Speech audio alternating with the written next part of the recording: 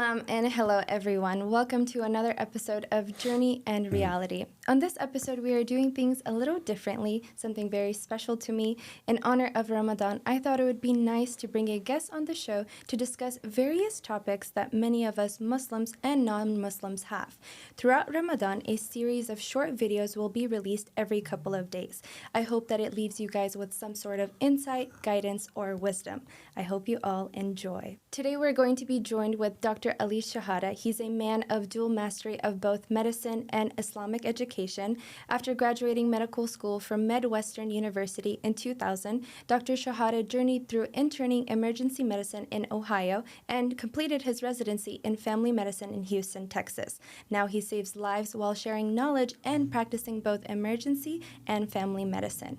But his journey does not stop there. Since 1998, Dr. Shahada has pursued traditional Islamic education under renowned scholars. He holds multiple ijazas. He's an author and an educator. His works include Demystifying Islam and the 55 Hadith on the Trade Which Shall Never Fail. Currently, he's inspiring minds at the New Muslim Academy. Dr. Ali, you have quite the resume there. How are you, and welcome to Journey and Reality. Alhamdulillah. Thank you. It's a pleasure to be here. So I do want to discuss something real quick. Prior to this interview, you and I had a conversation, and you suggested that I should wear the hijab. And I will be honest, in that moment, I felt conflicted.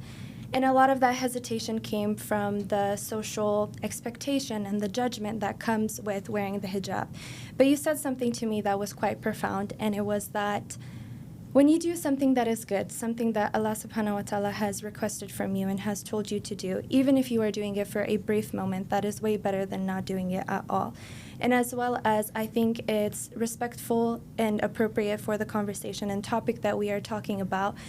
And so that really made sense to me, and I was like, no, that is a beautiful thing. And I have so much respect for all of the girls and women that continuously wake up every day and decide to wear the hijab, because I love the concept of it, and I think it's so beautiful, but it's something that I struggle with.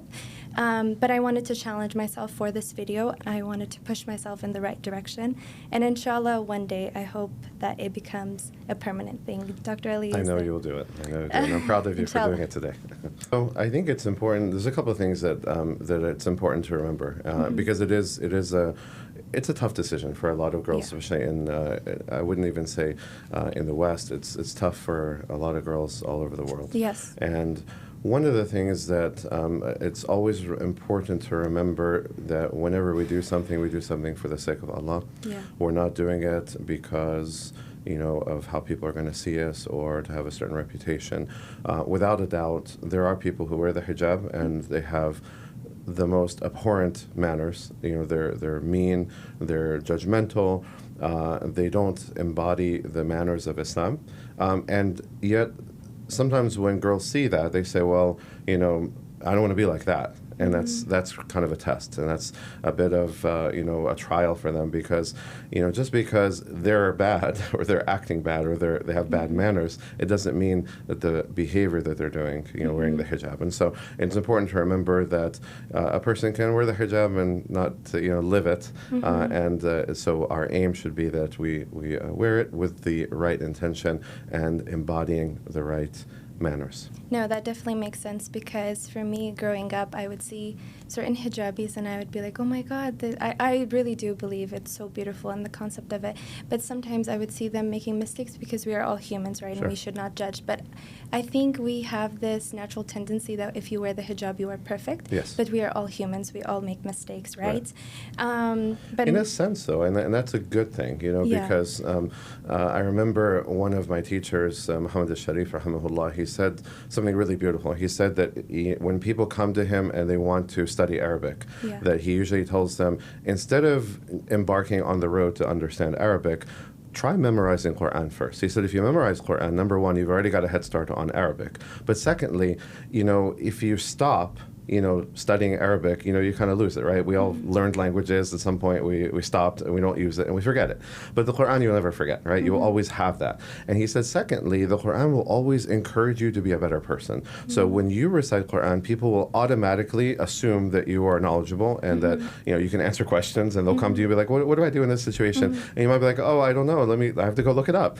And so what that does is it keeps pushing you. And so the same thing with the hijab. A person may not feel that they're ready. A lot of girls think I have to have like this threshold of piety to wear it, and it's not like that. You wear it, and then it's going to be one of those things that's going to encourage you, because you might find yourself in a situation you're like, I can't go there wearing a hijab, and what it's going to do is prevent you from that. And so it's one of those things that will push you in the right direction, even if you feel that you're not worthy of it just yet. Yeah, I completely agree with that, because I remember earlier when I was younger, I was like, I'm not perfect enough. I don't think I would be able to do it, because I think it's so profound and beautiful, and I just don't think I'm worthy of it.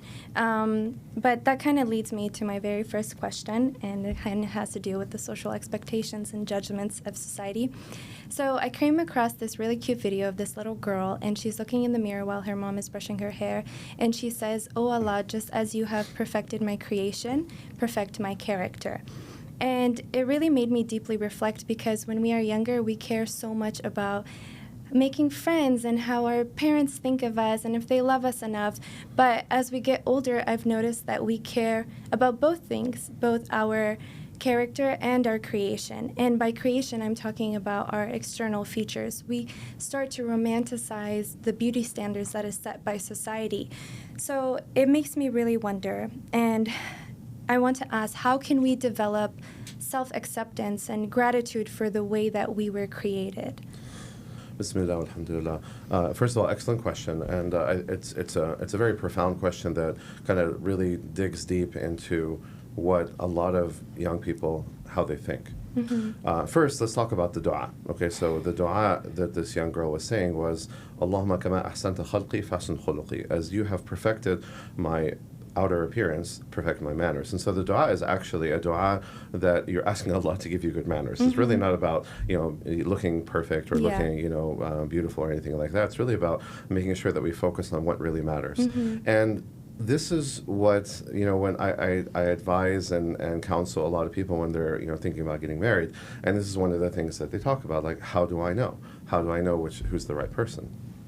And, as Muslims, we take wisdom wherever we find it. Okay, there's a very beautiful story about Abu Hurairah and how the shaitan came to visit him when he was guarding the treasury, and how he learned something from him. The Prophet ﷺ said to him, he said, "Sadaqaka wa huwa kadhub," that he told you the truth even though he's a liar, right? And so we take that knowledge even because it's true. And so there's a really beautiful saying in the movie Good Will Hunting, if you haven't seen it. So there's the therapist Sean. He's talking to Will, who's the patient, and they're talking about his relationship with a young lady. And so he tells him that he talks about his wife who has passed away. Sean's wife passed away. She had cancer, and he said 2 years after her death, what does he remember? He remembers, the silliest of things. He says, these are the idiosyncrasies that make us special. It's these little secrets. We all have secrets, and we all have these weird little rituals and habits and so forth. And so it's about who we invite into our weird little worlds, and who we allow to see the imperfections. And so he tells him, he said, the girl that you like, he says, you are not perfect, and let me save you the trouble, the girl that you like isn't perfect either. The question is if you're perfect for each other.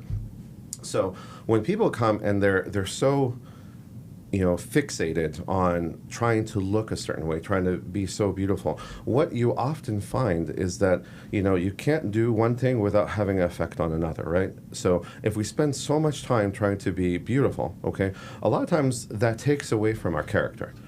I remember something interesting, that, as I was growing up and I would see older Muslim women, I would be so impressed with how beautiful they were. You know what I'm saying?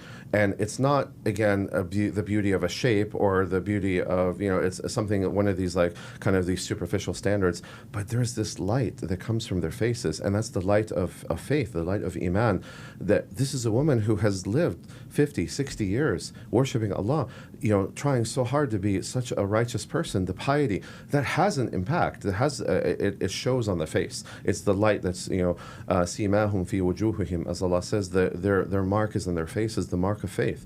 And I remember like one particular example, my mother, and mothers are always going to be beautiful to us no matter what.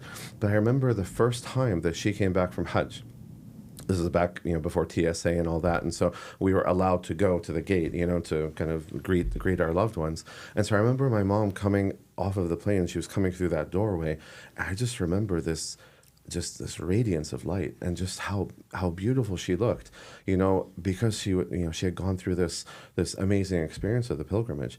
And so that's why I tell people, focus on that. You know what I'm saying? The person that that if you're going to pursue just outward beauty, you're going to be sorry later. You know what I'm saying? Because then the character that's under that is oftentimes not something that you're going to be willing to tolerate or you're going to enjoy dealing with on a day-to-day basis. No, I understand that. I get it. I think that character is definitely the most important thing. But in terms of like women that may argue like, well, I want to do this for myself because maybe I lack confidence in that area, because that's something that I fall prey to as well. Like there are certain things, especially in our society, because it's, you can make all these changes and stuff. And so you wonder, you're like, oh, well, I'm not going to do too much. I mean, of course, I care about my character, but slight changes only to maybe like enhance my face or like make me more confident in who I am. When I hear that, and I have heard that before, it really saddens me, because here we are and we're living in this society, and this society continues to kind of pride itself in women's rights and forwarding the progress of women, and yet here we are in the year 2025, and a woman cannot feel confident in herself unless she looks a certain way, and that's really a sad statement.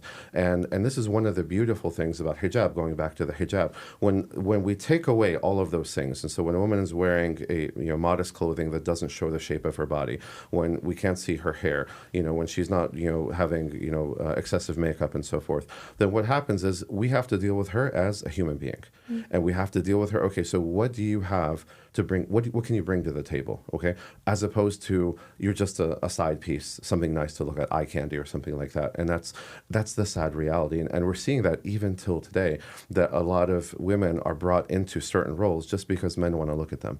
And it's not because they have any particular value. And that's one of the beautiful things about the hijab and about the Islamic dress code, is that it causes a human being to look at a woman as a person. And I've even talked to non-Muslims that they'll say, like, they'll be sitting on a street corner catcalling girls and stuff like that. And these are non-Muslims, okay? A woman with hijab walks by and they shut up. They weren't told to do that. It's not even their religion. And even I remember a funny joke, like when I was a kid, my dad used to like to take the auto train, this Amtrak that you can load your car on it, and it goes between DC and Florida. And so I remember my dad was sitting and talking to this guy on the train, and they were having this chat. And so the guy turns to him and he says, "Is it okay if I talk to the nun?" Mm-hmm. And my dad's like, "What are you talking about?" And he's like, "The nun, the one that's with you." Because the only thing he knew, he didn't know anything about Islam. He just saw that my mom was dressed with hijab and she was dressed modestly. And so the only thing that he could connect that to was a nun. So he thought that's just a nun who's dressed in colors that I'm not used to. Mm-hmm. And that he had for her. And again, the way that he approached her is one that's commanding your respect. And that's kind of one of the things I talk to when I talk to young ladies. I say, you know what?